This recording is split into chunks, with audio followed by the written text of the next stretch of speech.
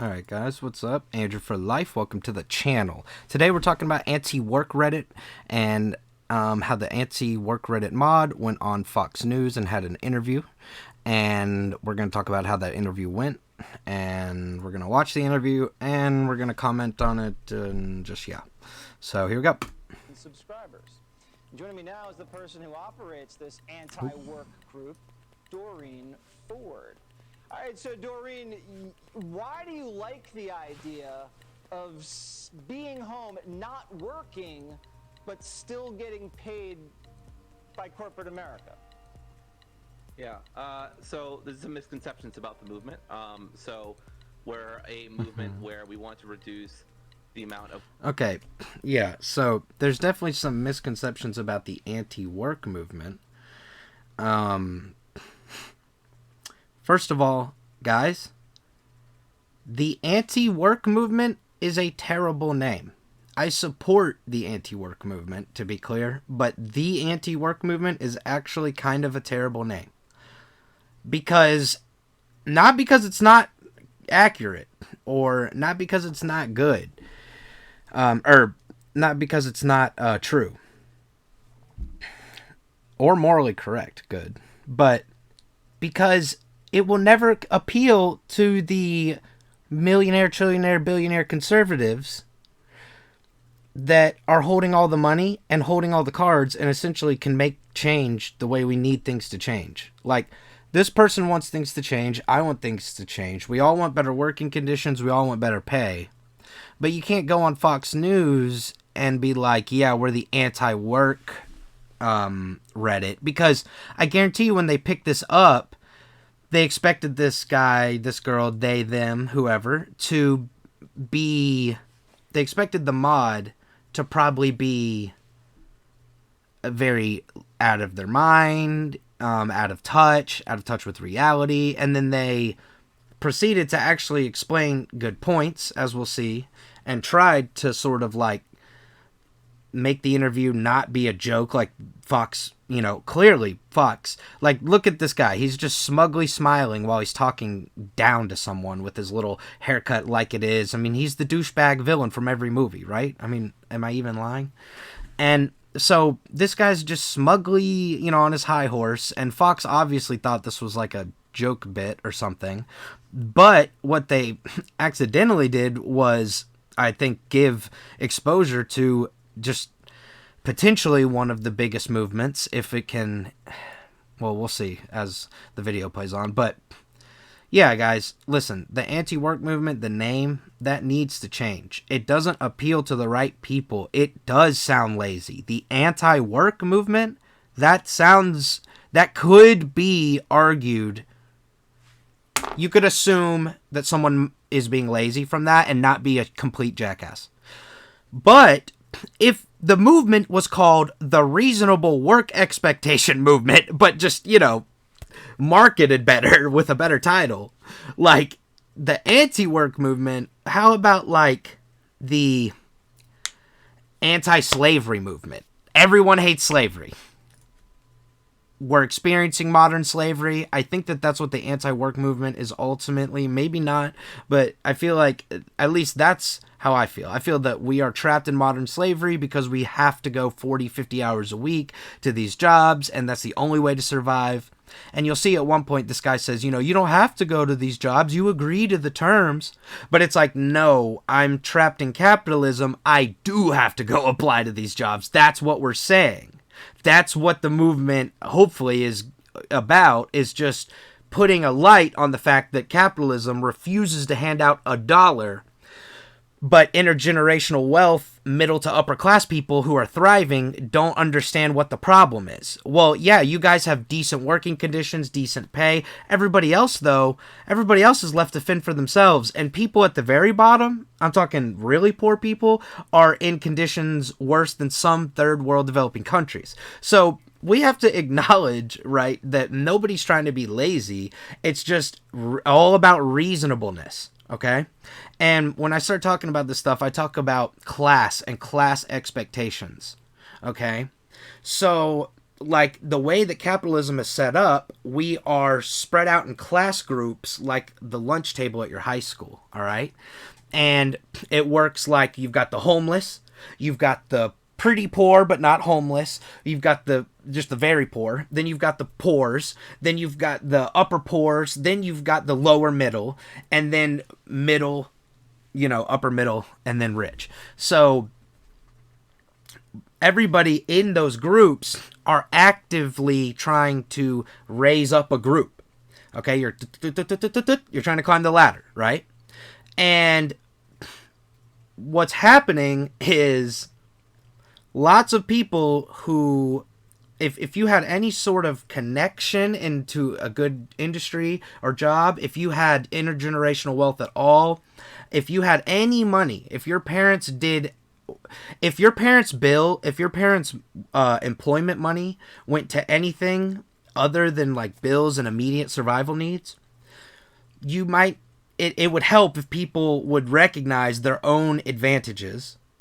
Because what that allows us to do is it allows us to sort of like separate some of this class bullshit and allows us to start operating together, right? We want to stop being so separated. So right now it's like the poors look out for the poors because, well, you don't know what it's like to be poor unless, some people get out, whatever. But then they have all the survival bias and they forget about where they were and who they were, And like, if you just remove all the objectivity, if you just remove the opinions from humans, you can just see that poor people just operate in trying to do what's best for them. Rich people just operate even trying to do what's best for them. So even the rich people, you could argue for in the sense of just saying, well, yeah, they're greedy assholes and they're trying to exploit you at every instance they can while you're working, but like they are at least operating within their best class interest. And at least they're doing that. And poor people, they're so desperate to get to the rich spot, they'll betray their own class. They'll do anything. I mean, rich people understand how to stick together, right? I mean, that's why the rich class has not been dethroned in America. That's why rich people are still so prevalent. Billionaires flying over space, and we just let them. It's all good because you can just do what you want in America if you have money. But if you don't, your natural human instincts kick in, you panic, and you don't look to your fellow brother and sister as a possible companion in this journey to overthrow your oppressors. No. These are your competitors. That's how capitalism pins it. It puts it in this way, right? Capitalism creates this narrative. And, I'm not like a guru. I'm not saying like I know exactly what the fuck we should do and I should be president and all this. But I'm saying, like, other nations who are like socially democratic and stuff like that, they're functioning better in the last decade than America is by a long shot, And ever since the internet came out and other countries were like started picking up speed, I feel like the rest of the world just fucking caught up, and America's just been stagnant though. I mean, like, and we're not making any huge changes. Like, the biggest change that we've had in America is gay marriage and legalization of marijuana, and in some states. And then there's still this whole argument that it's like federally illegal. So we didn't even really like fix it all, and then the dispensary thing is fucked because the laws are fucked. And I think that the other countries within the next like 20 years, if America stays at this pace, the other countries are going to surpass America by a long shot if they haven't already. And America's just going to become this shithole that everybody wants to get out of. Even like the upper middle people will be able to recognize eventually, like, damn, it's so bad. Like, we don't want to be here where this is what's going on. There will be tons of that, and people will leave. What is happening is capitalism works for like 3 people and everybody else is just left to fend for themselves. And jobs aren't wanting to hire because you aren't qualified enough or you didn't earn it. But in your eyes, you're like, I've been working this shit job for 10 years. I earned it more than anybody here. Like, I could appreciate this job more than anybody could. Yeah. And I know I just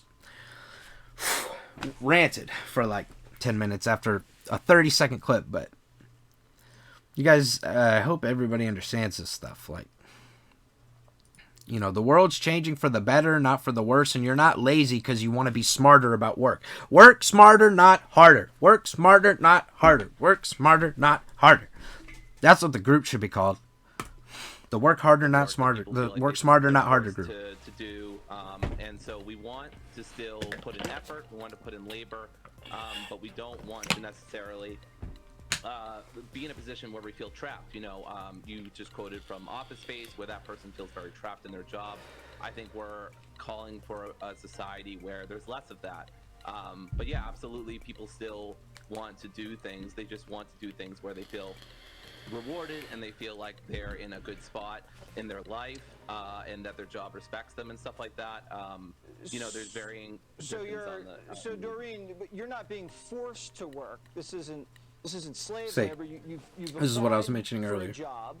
You've agreed to the terms and conditions of the employment, and you know you can walk away from that job at any time and quit. So I don't understand really what this is about, except it sounds like maybe people are just being lazy. Are you encouraging people to be lazy? So I think laziness is a virtue in a society where people constantly want you to be productive 24/7, and it's good to have rest. That doesn't mean you should be resting all the time or not putting effort into things that you care about. But I think one of the what do you think is like a good work day? How many hours is you know a solid work day in your ideal society? Sure. I mean, I think as much as people want. I mean, I personally work. I have like a 20-25 hour work weeks, which I think is fairly good. So I would like less work hours. And what do you do, Doreen? I'm a dog walker. A dog walker. Okay. Yes. And how? So how old are you, if you don't mind me asking? Sure, I'm 30. You're 30. Okay. And is there something you want to do besides being a dog walker? Do you aspire to do anything more than dog walking, or is that kind of your pinnacle? I love working with dogs. If I had to do this for the rest of my life, you know, I wouldn't be super complaining. You know, dogs are wonderful animals. But I would love to teach. I would love to, work with people and stuff like that. What would you teach, Doreen? Philosophy mostly. Just introduction to philosophy, critical thinking, reason, stuff like that. Okay. Well, I would love to take your class, Doreen. I would just be taking notes the whole time, and you know what? A professor's a very similar schedule than something that you're imagining. So I think that actually might work perfectly for you. Listen, I think this might not be the greatest idea, but who am I to judge? To each their own. All right. So, Jesse Waters, I think is his name. I don't know. This Fox News guy is just out of his mind, right? Like, how much more of a voice for the upper class could you be in this scenario? Okay? Like, you work for Fox, you have a lot of money, and you blatantly ignore the fact that almost 2 million people have signed up for this movement, trying to be like, hey, we need more money, you know, for working. I again, you know, Fox News, I don't even know if they took the time to understand what this was. I feel like this guy just found out on air, like, just what it is, and just started talking to him. But, and when he says, like, oh, I'd take your class, blah, blah, blah, it's like, and this Doreen person does not seem like the most media trained person as well, which I've heard people saying that, I've seen people saying that, and then I know that there's some drama with the fact that I think Doreen got on and not some other people maybe, but I think that Doreen did an overall good job explaining everything. I just think this Fox News anchor is a huge douche, is a huge frat star, and potentially, or ex-frat star, and he just was like judging this person, and he was clearly judging the fact that Doreen is 30 and walks dogs, and he was like, is that the pinnacle of your life? It's like, I don't know, that's a pretty good life. And if you got paid well enough to do it, it's a meaningful life. It adds value, and it shows that you have a very soft heart and a very large amount of empathy. Maybe you, sir, might not even obtain, which is why you think a job like that is ridiculous, right? Because you don't understand. A lot of love and time and effort goes into like every job, especially something like dog walking. For other people's dogs, are you kidding me? People be tripping about their dogs. Y'all know that can be a very stressful job, just like anything. And you imagine, how much less Doreen is paid compared to Jesse, and Jesse's just like shitting on the opportunity even for someone to just rise. It's like, why though? Why is Fox News pushing a narrative against reasonable work hours? Why is that bad? And what's up with toxic grind culture? Like, let's just go ahead and nip that in the bud right now. Like, let's just kill that shit. All these motivational people I see on YouTube and TikTok, and I saw Elon Musk saying he worked 80 hours a week in this shitty apartment. You come from a family of millionaires, homie. That's fine if you worked all those hours, and to your credit, you worked those hours. But you had a safety net for sure. Like, don't act like you didn't. And other people definitely don't. And I just feel like this guy is representing, like, fuck the safety net, speak for the billionaires. And I feel like Doreen is literally representing everybody else that isn't super, super mega rich. And so, yeah, I think support should go heavily in the way of Doreen. And this war against working, the anti-work movement, maybe they should just rename the movement to something I said earlier. I could play it back. But, yeah, whatever I said earlier. I had some good options. Or maybe they could think of something better. Yeah. And, yeah, if they just maybe change some things, maybe got some media training involved with Doreen, or maybe change the speaker and, proceeded forward, maybe the group would also just see tons of people flock to it. Because obviously, the anti-work movement, this dumbass was just immediately like, oh, y'all are trying to be lazy. And it's like, no, it's nothing to do with not working. It's all about when you work and working smarter. That was it. Work smarter, not harder movement. So let's just do that. Let's just rename it to that. Get some media training or a better spokesperson, either option, and kill the game, baby. And, let's get these homeless vets some homes. Let's get these homeless people some homes. And, let's take down that thumb steroided up mentality. That's what I'm talking about. So let's do some good work, people. Support me, please, so we can support the world. Andrew for life. Like, subscribe for the algorithm. Thank you for your time. And if you made it this far, you are the GOAT. Comment below what you think. Tell me what you think. I want to argue with you. I want to love you. I want to hate you. So you talk to me.